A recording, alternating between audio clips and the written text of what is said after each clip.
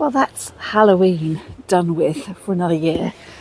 I'm just off to the compost heap to compost the leftovers of our pumpkin. We didn't get around to carving it this year, so I've sliced it up, roasted it, and I'm going to make some pumpkin soup. Hello there, I'm Julie from Julie Davis Flower Workshops and Florist, the online flower arranging classes. Now, if like me, you're a novice gardener, or perhaps you're a gardener with some expertise, I would love it if you would consider subscribing to my channel. All you need to do is to tap the big red button that says subscribe, and that means that next time you open the YouTube app on your phone, your laptop or your computer, one of my videos will be waiting for me. So, Halloween over and done. A few weeks ago, or perhaps it was a couple of months ago now, I ordered some tulip bulbs from Sarah Raven, which were delivered, I think, in September time.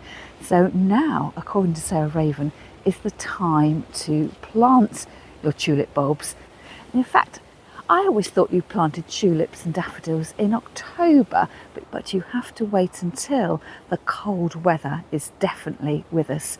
So I reckon if I start planting now, in the first week in November, I should be set for a lovely crop of tulips I can cut and enjoy indoors. So I couldn't quite remember what tulips I had ordered, but I have been using my Sarah Raven journal.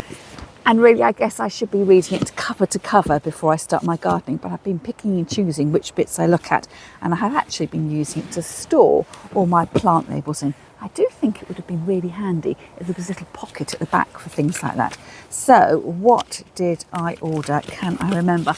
I do know that I was a bit nervous about putting colours together, so I've gone for the mixed packs that Sarah Raven does, and I've gone for half tulips, I think, and half daffodils, narcissi, and I've specifically looked for the varieties that are perennial. Now, I thought in my naivety that tulips and daffodils were perennials anyway, but I've specifically gone for the ones that Sarah Raven has marked down as being perennial and has given her many years service in her own garden. So I have gone for the Ginger Snap Tulip Mix. Lovely vibrant colours there. Oops.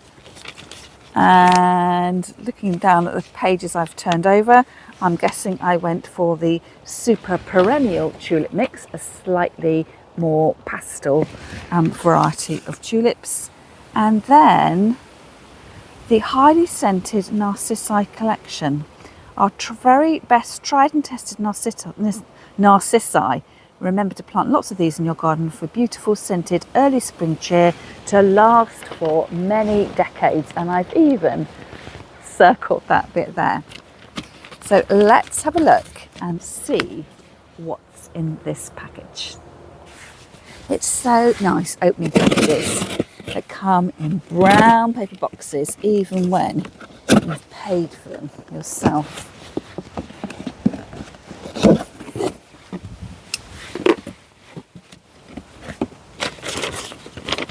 Oh, thank you for your order. £5 off next time. And I was right about what I had ordered, so no mistakes there. Lots of packaging materials to recycle. And then 2 brown sacks. Oh, this is rather interesting. It will come in interconnected bags. So what have I got here? Oh, this is the highly scented Narcissi collection. But does it tell me what the individual bulbs are called? Ah, I think it does. This one here says Narcissi actea, Narcissi geranium, and therefore Narcissi silver chimes, and Narcissus avalanche. And then on with the tulips, which are double. Oh, so these aren't individually bagged. It's a pick and mix from the sweet shop. So having unpacked my goodies, My next problem is that I need to dig holes for planting my bulbs. Now, part of the reason why I have never been interested in gardening before, my husband is the gardener, is that I just cannot stand digging holes. I just always seem to be so ineffectual.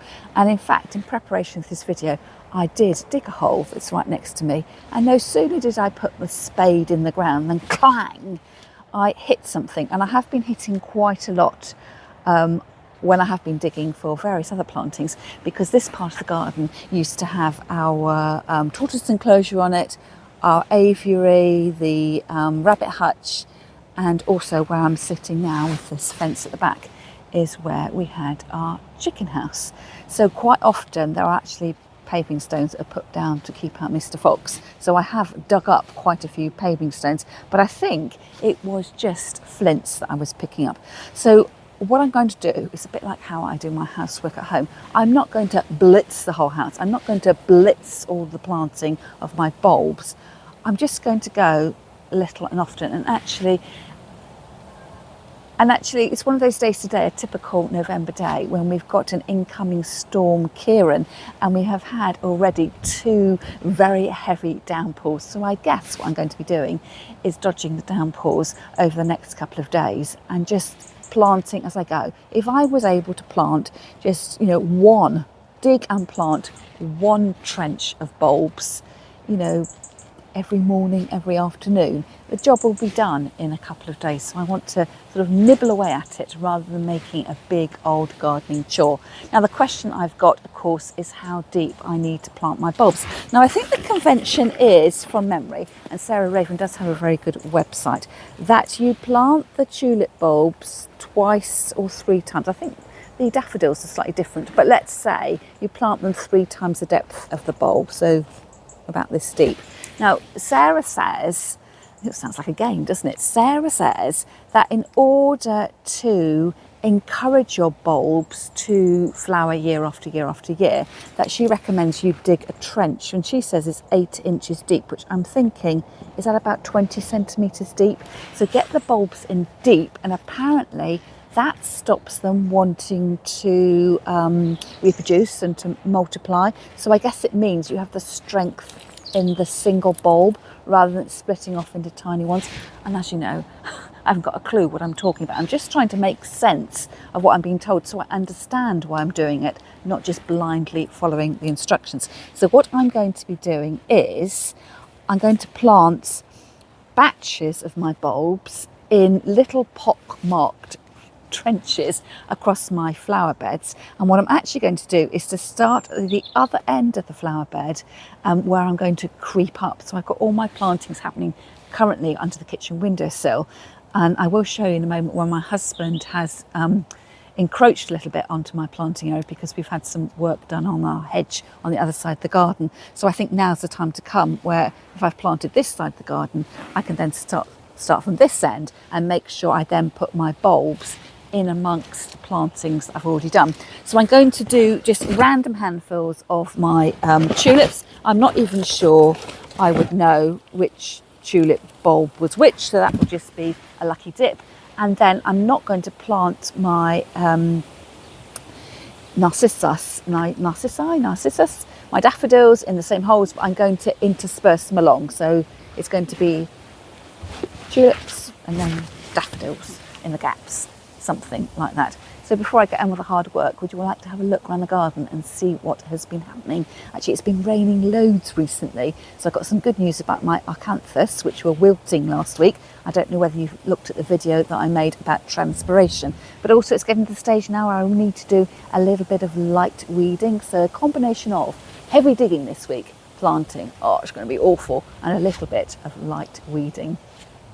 So you can see here that my husband has encroached on my side of the garden, and the reason for that is that the hedge or the shrubs that we have growing on that bed there, that are the boundary with our neighbour, have just become a bit unmanageable. They're getting very tall. So basically the hedge has been trimmed. It's all grown together. The hedge has been trimmed, and in order to allow the work crew onto that side of the garden, all the pots where he likes to grow his statement flowers have been moved over this side of the garden. So we've got here the black the seed heads, the black centre of the flower, which would have been, I'm tempted to say, a black-eyed Susan, Rebecca, Echinacea it may even have been. So he's got a tub of these here.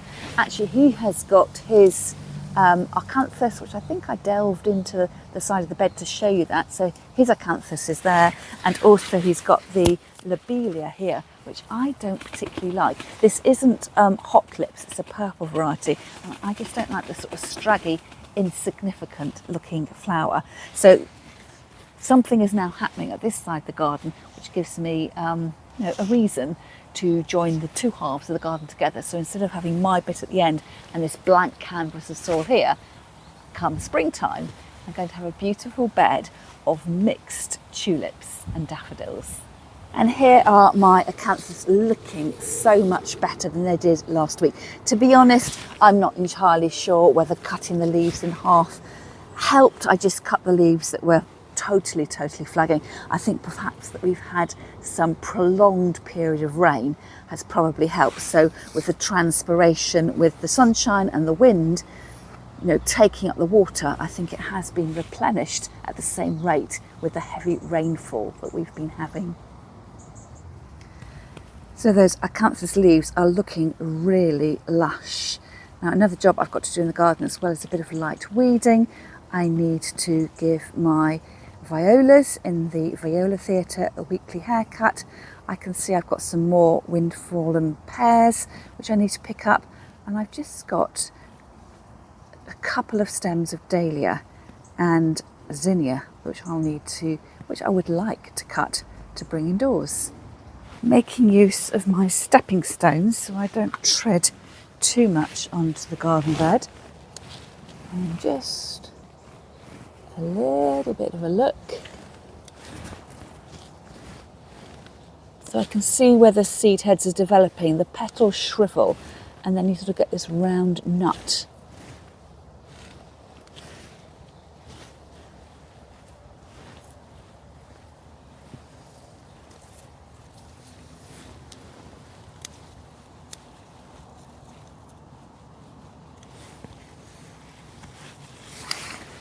And then a couple of pears. Oh, these ones look quite good. So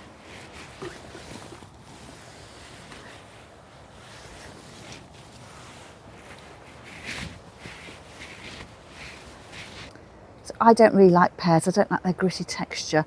But when they do look sort of reasonably healthy, without any mushy bits or cracks or bruises, I will wash them and leave them next to the fruit bowl for my husband to enjoy. And over here, just 2 heads of dahlia. I'm going to take those in because, number one, that's the whole point of my having my garden, is I can pretend I'm a flower farmer. But number two, I can't actually see these from the kitchen window because they're hidden by these shrubs. But it'd be nice to have a couple of stems to enjoy on my kitchen windowsill. Oh, that rain's coming again. And then a couple of zinnias, cutting these as long as I can, but not wanting to take any buds off. So I've got a couple more buds coming there. And then while I'm here, I'm actually going to deadhead the nerines. I can see they're starting to go to seed, but what I might do, instead of putting them on the compost heap, I might actually put them in a vase of flowers. I quite like the knobbly texture on them. What do you think? If I got rid of the faded blooms, I could have these lovely sort of peppercorn looking seed heads as an added interest to a vase.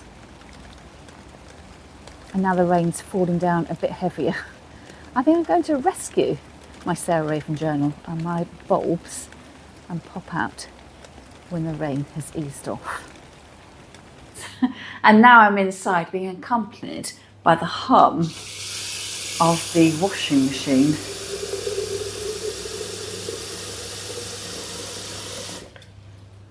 Fill my jug full of water. I'm going to put some chicken wire inside, primarily because I haven't got that many stems and I don't want them to be wobbling around too much. So let's get flower arranging. I'm just going to do a cut and plonk. So taking off the lower leaves that will sit inside the vase. We cut the stems at an angle. Add to vase.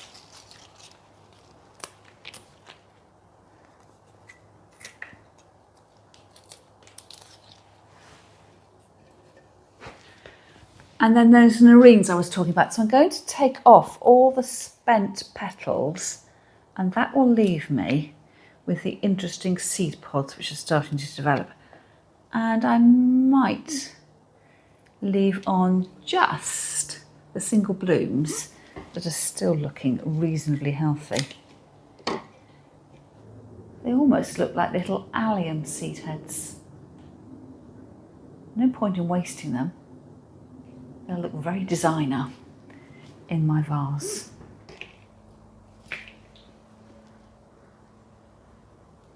Pinch off the spent blooms. Look, I've still got one flower to come out there. And I think these others look okay. Cut to length, add to the pot. Let's see what it looks like that side. I've got the dahlia there to catch your eye. And then all these, and I'll just pinch out here. But this one has lost its head, rotting off a bit, so I'm actually going to take those bits out, but keep the rest. And it really is such an interesting seed head.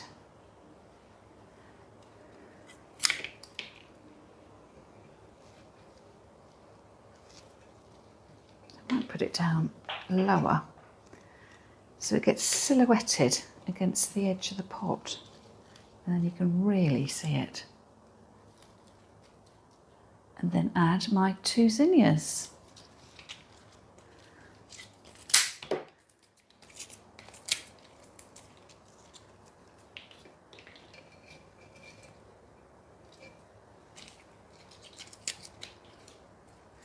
Actually, one thing I might do is just switch the position. I like to have the palest flowers at the outer edge of my arrangement and the darker flowers towards the middle.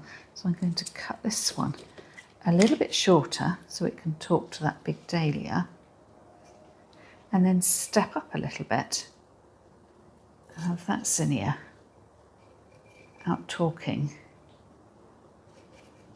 to the nerine at the other edge of the vase. Probably see my vase better here, silhouetted against the chalkboard in our kitchen.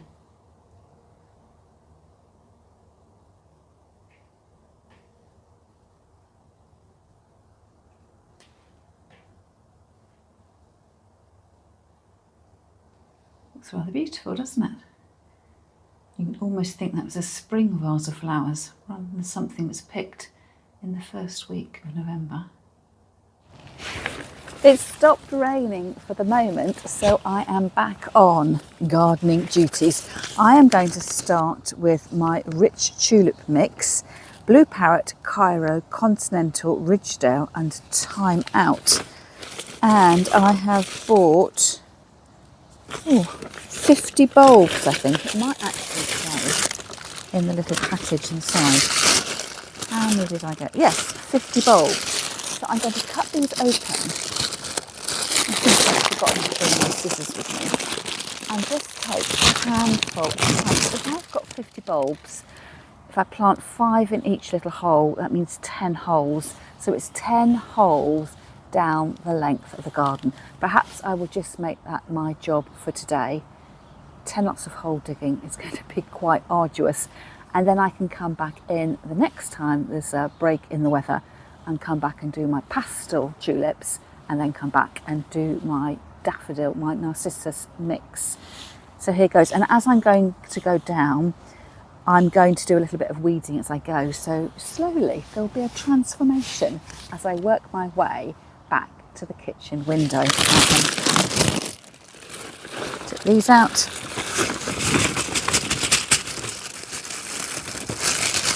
And away we go. I just hate this bit so much. I'm just so ineffectual when it comes to digging in the garden. So I have started my hole.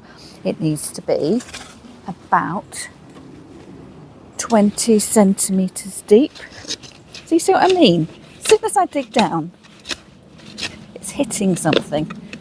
It just makes me want to give up, to be honest.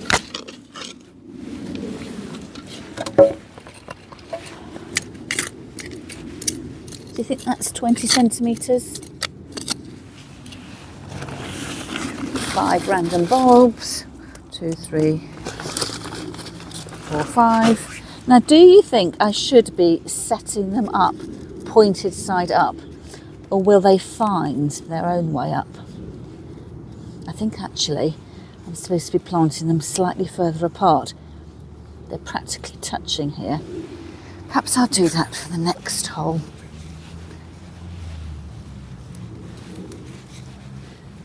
One down. 9 more holes to go. And a little bit of weeding over here.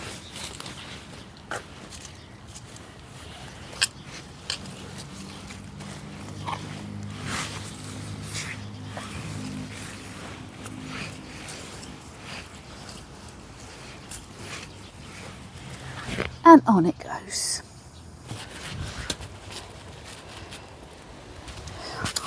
Look, why is it so hard?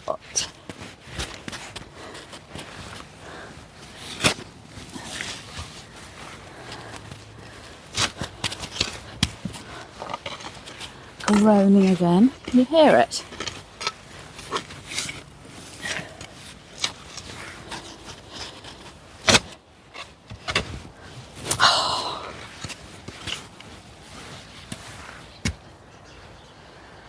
I feel like I'm a geologist or an archaeologist or something. Stones.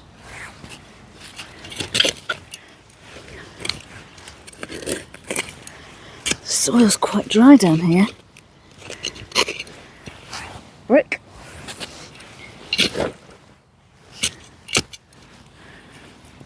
Oops. Tree roots possibly.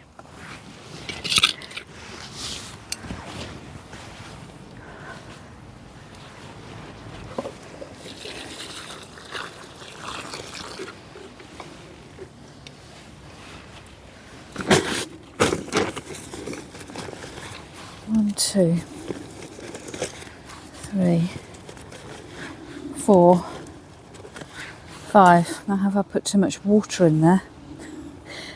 Looks like a swimming pool. Oh, mud pie, mud pie. They're going to rot, aren't they, if I put too much water in? Perhaps I should just have watered them after I dug the hole. Yes, that might have been it. I'll dig another hole, come back, and then plant these when this hole has dried up a little bit. Gosh, it's too dangerous, isn't it? Don't let me loose in your garden.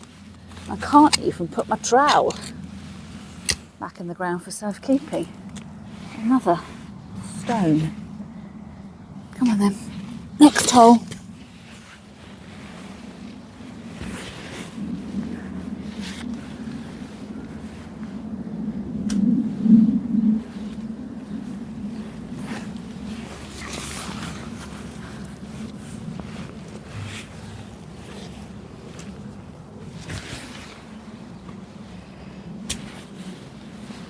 Oh, that's easier.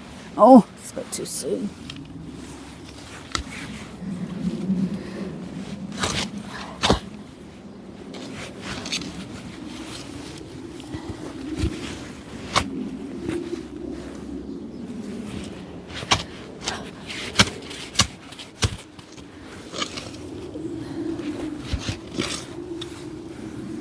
Oh.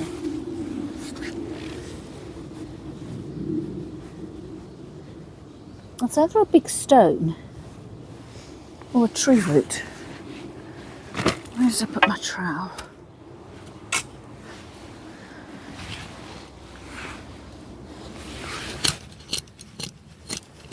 See, I don't think that's 8 inches. 20 centimetres.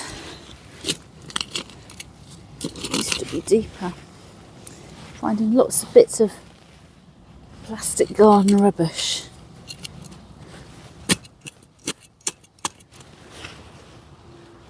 Right, next 5. 2, 3, 4, 5.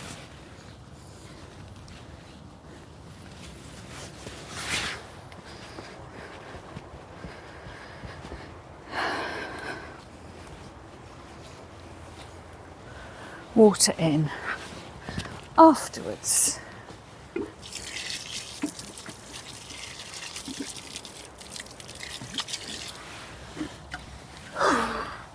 And repeat. So I've done 2.5 so far. You do the maths. I don't know how long it's taken me, but I am well and truly pooped. 90 bulbs planted, although I did put 6 in the last hole. So I've either got a bonus one or perhaps I've miscounted somewhere along the way. So thank you so much for cheering me on from the sidelines. I've just got 2 more bags of bulbs to plant, so hopefully I'll get those in at some point over the weekend. That's all for me for now, and I'll see you in the garden next time. Oh, it just started raining again. Time for a cup of tea, methinks.